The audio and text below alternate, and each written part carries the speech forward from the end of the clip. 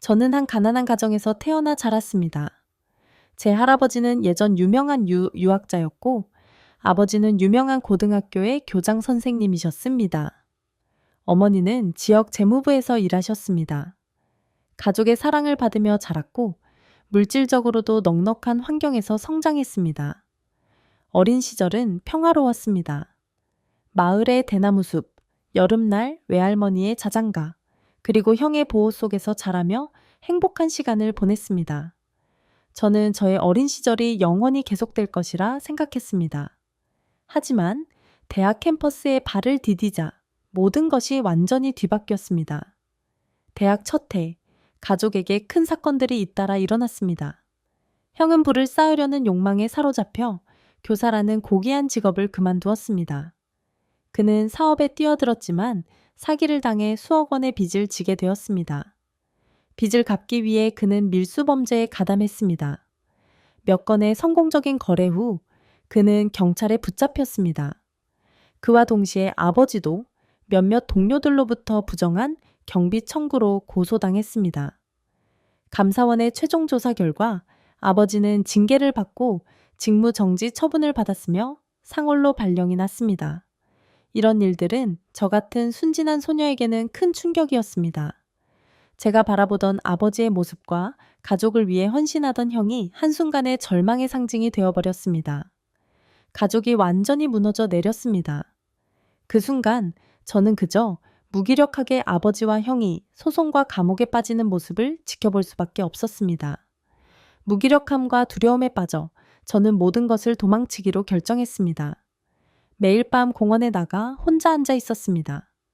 밤이 깊어질 때까지 돌아오지 않았습니다. 그곳에서 저는 준호를 만났습니다. 준호는 서울의 부유한 가정에서 온 귀한 아들입니다. 준호는 저보다 4살 많고 한양대에서 마지막 학년을 다니고 있었습니다. 어느 날 공원에서 친구들과 놀고 있던 준호는 저를 우연히 발견했습니다. 항상 슬픈 표정의 시골 소녀인 저를 보곤 매료되었습니다. 그래서 그는 저를 사로잡기로 결심했습니다. 처음에 저와 교제하기 시작한 준호는 매우 다정하고 배려가 깊은 사람이었습니다. 그는 저를 걱정하고 소중히 여겨주었습니다.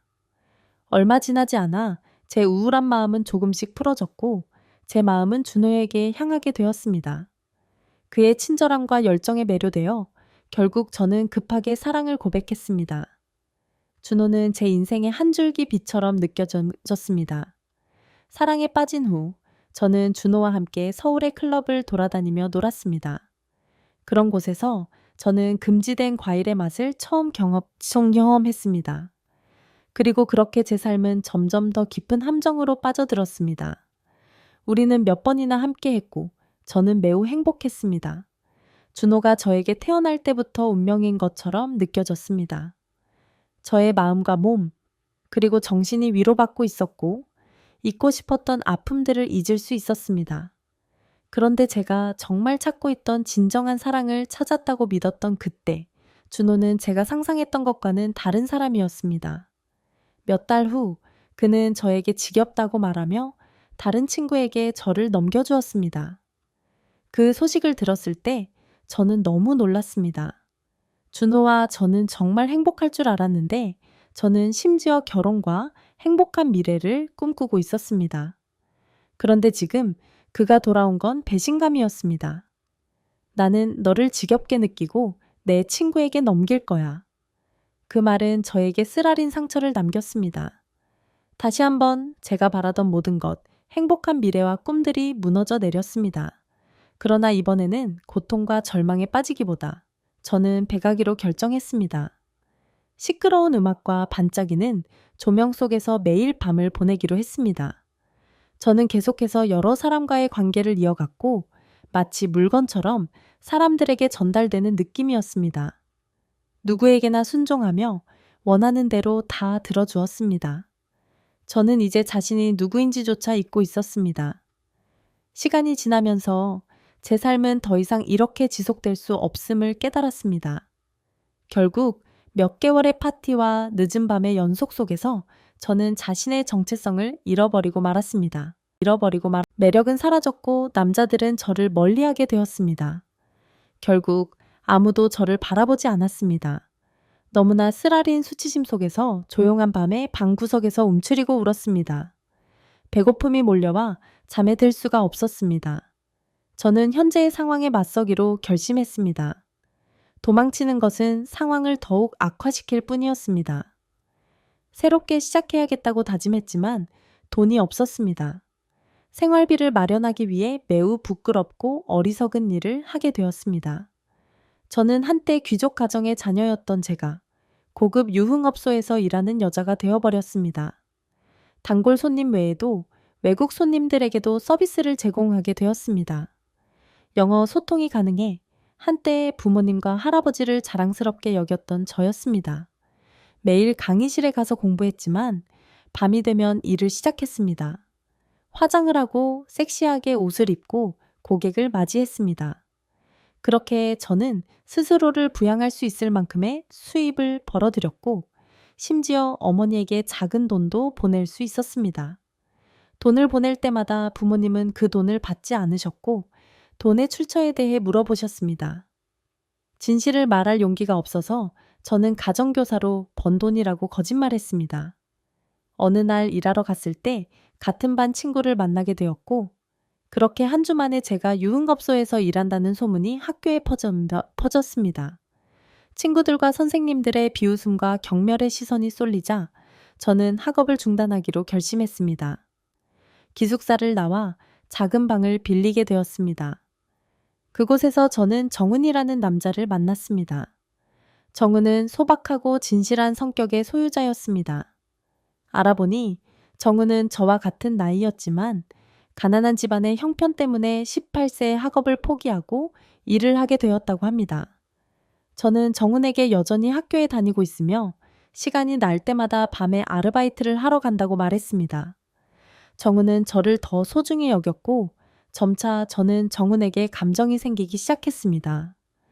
그럴 때마다 저는 더럽고 추한 일을 접고 싶었지만 돈 때문에 빠져나올 수가 없었습니다. 그런데도 정은은 저를 걱정하고 아끼며 자주 건강을 챙겨주었습니다. 그는 제가 아플 때마다 정성을 다해 돌봐주었고 요리법도 가르쳐 주었습니다. 저는 그를 사랑하게 되었지만 자신에 대한 열등감이 있었습니다. 제가 더럽혀진 몸으로 어떻게 그에게 다가갈 수 있을까요? 정우는 날로 저에게 더 많은 관심을 기울였고 저는 그 사랑에 점점 빠져들었습니다. 그리고 어느 날 제가 어느 정도 돈을 모아 새로운 삶을 시작할 준비가 되었을 때 저는 고객을 만나는 일을 그만두기로 결심했습니다. 정훈에게 사랑을 고백하기로 결심했습니다. 정훈은 즉시 저의 고백을 받아들였고 그도 저를 오래전부터 사랑해왔다고 말했습니다. 서로 사랑하게 되며 우리는 함께하게 되었습니다. 저와 정훈은 2년 이상 사랑을 나누었고 두 사람은 서로의 가족을 소개하기로 결정했습니다. 부모님들을 만나 성년의 대화를 나누고 이 시기에 저는 학업에 집중하고 졸업하였습니다. 우수한 성적으로 졸업한 후 중학교에서 교사로 일할 수 있게 되었습니다. 하지만 저는 정훈에게 제 과거의 더럽고 부끄러운 날들을 말하지 않았습니다. 이건 저의 비밀로 남겨두고 싶었습니다. 우리는 결혼 준비를 하며 행복한 나날을 보내고 있었지만 불행은 다시 찾아왔습니다. 결혼식 준비가 한창인 가운데 정훈에게서 이별을 통보받았습니다. 너무나 충격적이었습니다. 이유를 모르겠고 만남을 정하는 자리에서 우리는 진지하게 이야기하게 되었습니다. 정훈과 그의 가족은 제 과거를 알게 되었고 그의 가족은 저 같은 여자를 받아들일 수 없었습니다. 정훈 역시 저를 받아들일 수 없다고 말하며 헤어지게 되었습니다. 부모님은 저의 상황을 궁금해했지만 저는 끝까지 숨겼습니다. 그저 고개를 숙이고 사과할 수밖에 없었습니다. 누군가는 시간이 모든 것을 치유하는 약이라고 말하지만 저에게 과거는 지워지지 않는 오점처럼 남아 있습니다. 저는 매일매일 다시 시작하려고 노력하고 있습니다. 과거는 이미 지나간 일이니 현재와 미래가 중요합니다. 중요한 것은 사람이 넘어져도 다시 일어설 수 있다는 것입니다. 제 더럽고 불행한 과거는 이제 끝났습니다. 저는 어두운 날들을 거쳐올 수 있을 것이라 믿습니다. 앞으로는 깨끗한 삶을 살겠습니다.